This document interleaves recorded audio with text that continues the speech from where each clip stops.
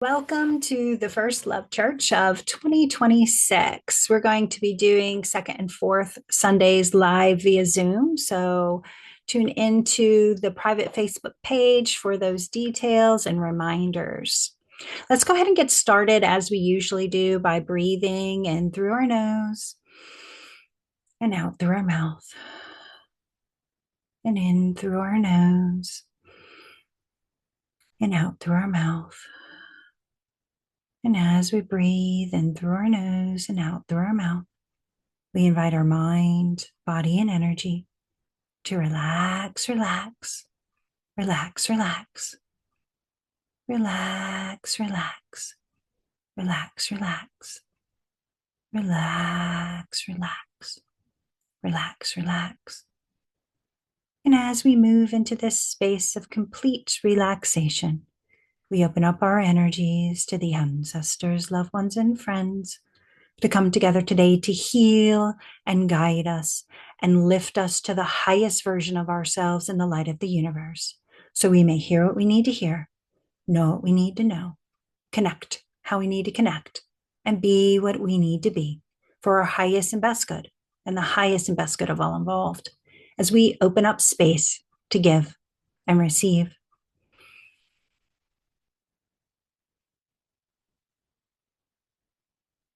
So we will begin, as we usually do, with a reading from one of Thich Nhat Hanh's books. And I thought we would do How to Walk, since those beautiful monks are walking and tuning into that. Let's look at page 75, intention, or 74, actually, intention. The intention to enjoy your steps and your breath is not enough. You need mindfulness and insight. If every step you take brings you joy, it's because while making a step, you have mindful and insight. No, it's because while making a step, you have mindfulness and insight. Without insight, it's impossible for you to enjoy your in breath and your out breath. You can't force yourself to enjoy your breath or your steps. Breathing mindfully, taking steps in awareness, joy comes naturally and easily. That tunes into what I wanted to talk about today. And it I really wanted today's talk to kind of clean and clear out some of the messages of 2025 and then tune into how we move into 2026. And so we know that 2025 was a cleaning the closet year. It asked us to sort through a lot of things in our life and figure what worked for us and what didn't, what supported us and what distracted us. And there was a lot of cleaning the closet's energy. We know when we're cleaning the closet, we have to take everything out and the room becomes a mess. And then we sort through what we're keeping and what we're releasing, and how what maybe we're keeping needs some work on it or needs some attention. And now 2026 is asking us, in what order are we putting things back? And we know that if we take all the things that we're keeping and we just shove them back in our life in the way that we took them out, then, without change, there is no change. And so we have to think about that prioritization. But I wanted to walk through the 2025 process for those of you who still might be working on that. And if you are, that's totally fine. And then we can tune into some things that we can do for 2026 to support this new energy of in what order or prioritization. So 2026 allowed us to start tuning into our heart-centered why. And if you haven't done that work and you're just getting here, that's perfectly amazing, and meet yourself where you are. You can find a little download on the Be Your Soul classroom that you can find on our website. That is a little journaling prompt that allows you to tune into your heart-centered why. And you can go through that process and go ahead and get that work in your world right now. But our heart-centered why is a connection to allowing ourselves to see what life we would like and why. So if you were building a business plan and you're about to start your own business, then you would tune into finding your compelling why. Why do what do you want this for? Why do you want to make this choice and decision? What's your motivational factors connected to it? And when we tune into the heart-centered why, we do that in a intuitive and heart-centered way. So it's not what do I want to do? It is more, what do I want to be? How do I want to feel? And so if you can look out into the future and say, a life I would love feels like this, it tunes into the energy of that. It supports me how. And then we step back into the actions, choices, and decisions that allow us to get there. And so tuning into that heart-centered why is important to start with, because then we know it's sort of the rudder that allows us to point in the direction that gets us to the feelings, to the connection, to the safe space of the authentic self and the environment that nurtures it. And then we started working on magnetization. And we know some basic energy practices like energy attracts like energy multiplies upon itself, and energy is malleable. And if we think of how a refrigerator magnet works, we know that enough ions align in the same direction to attract other ions. Things that do not align are repelled, and it won't allow them to come together. And so, if we look at our interior energy structure, and what that magnetization is looking for is alignment. And alignment is when our thoughts and our words, our actions and our choices, our decisions and our values, our beliefs and our purpose all point towards the same direction. And that happens to be, wow, congratulations, the heart-centered why. I don't know why that happened, but hooray. And so tuning into that heart-centered why, it's really allows that magnetization to take place. And I like to kind of remind people our energy goes where our attention flows. So you want to pay attention to where you're paying attention. And sometimes I call that red car theory. Like, I didn't see a ton of red cars on the road until I got a red car. And then they were everywhere. Now, were there more red cars, or did my attention flow towards red cars because I now had one? And so we can think of that when it comes to where we focus our energy, where we focus our attention. If we have a sadness and we focus on the sadness, we're likely to see more sadness. If we have a sadness and we focus on healing or happiness or something that uplifts us, then we're likely to see more of that. The sadness might not go away, but its imprint in our world, its energy effect to us reduces because we've multiplied more of what we want instead of focusing on what we don't. Now, I'm the first to tell anybody we are humans living on a planet with other humans, and we are going to have all types of emotions. We don't want to judge that we have the sadness, and we don't want to double negative it, shame ourselves for having it. What we want to do is realize that we have power over our second emotion, over our second thought. So the first thought or the first emotion is going to happen. Our power comes into what are we going to do with it? How are we going to interact with it? What is that going to look like in our world? And so as those come up, if we have this healthy magnetization, if we have this base of savings accounts of things that we connect to that bring us joy, then the sadness won't feel so heavy or overwhelming because it's a drop in the bucket compared to how we've been cultivating our energy in this healthy, magnetized, uplifting way. And with that alignment, we want to think, are we working in a mind body energy connection? Because if our thoughts are in one direction and our energy is in another and our actions are in another, then we're going to be pulled. And so we want to think of the trilogies and how all three of these work together to reduce reduce burnout, to create a more sustainable upliftingness, to allow intuition to lead us instead of tuning into reply, response, react. And so that means that we live in a way that supports our values, we live in a way that supports our nervous system, and we live in a way that connects to a complete in giving I receive and receiving I give energy flow process. So it starts with identifying what is the intention, what is that heart-centered why, how do I create the steps that multiply it, the action, choices, decisions, thoughts, words that call that into connection. And then I allow other things in my life to match that heart centeredness, to match that authentic self. And things that don't match it will be repelled.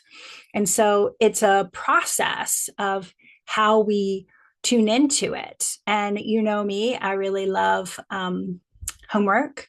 And so, how you can tune into alignment is taking some time to first become aware of where your thoughts and your words are opposing or connective, become aware of where your intentions in life and your actions may be opposing or connected.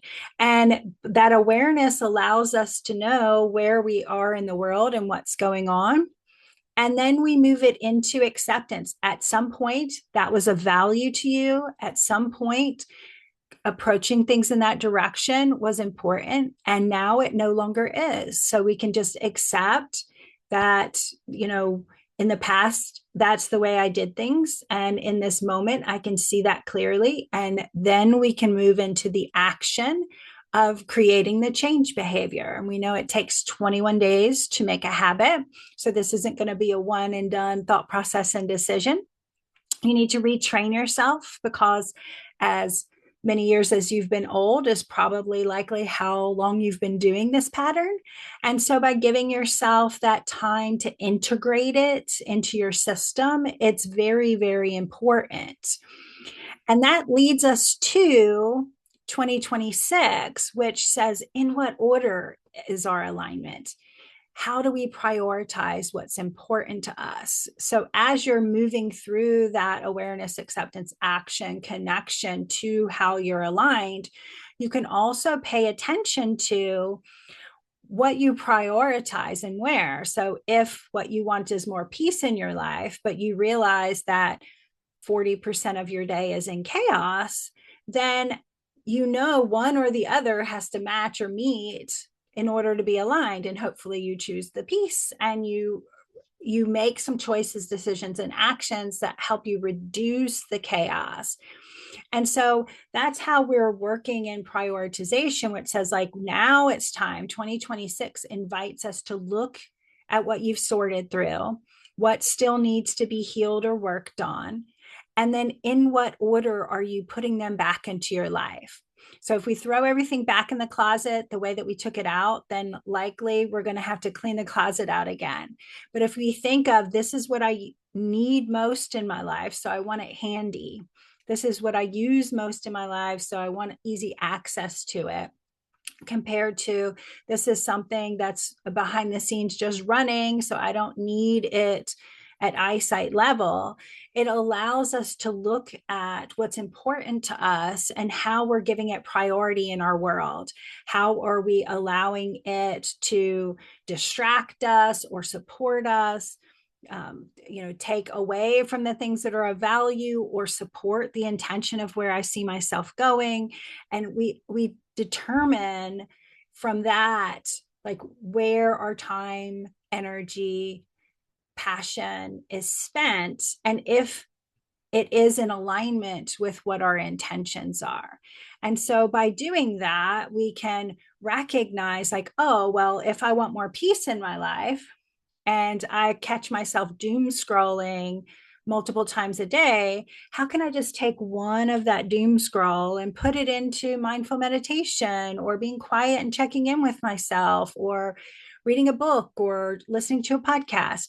And we just slowly transfer those things that are supporting the things that are not of value or taking away from our intention into choices and decisions that support our intention and support where we're trying to go. And all of these, like what your intention is, what's important in your world, what to prioritize, are all individual. They are specific to you. No one can tell you what that is. I can only guide you in the process. My favorite thing to tell people is, I'm not doing the work for you. I'm just holding the light while you do. And so recognizing, like, you have to tune into that. No, you don't have to do anything. You could do whatever you want.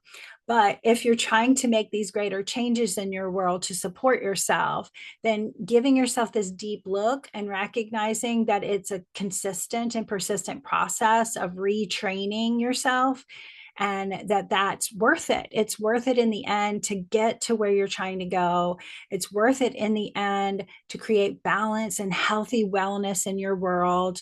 We live in a space where there's a lot of overwhelm and a lot coming at us. And if we can do the work to have that savings account of things to lean into that create safety and security and balance, then we're not as affected by those exterior forces. And then that's when we come into my true belief, which is when the one is strengthened, the sum is strengthened. When you have that strong center, when you are aligned in your purpose and your truth, when you feel yourself in that space of uplifting the authentic self, then your energy imprint into the world is much greater and it has a bigger impact. So it's not just for you, it allows for you to do that great work that you're meant to be doing. So I hope this speaks to you and that you can tune into some of these messages and pay attention in some of these ways to support yourself. And we'll go ahead and do a card pull from the Art of Energy Oracle deck set. And it is a chakra aligned deck that has Amy Gordon's beautiful art on one side, and then coded chakra color awareness is on the other.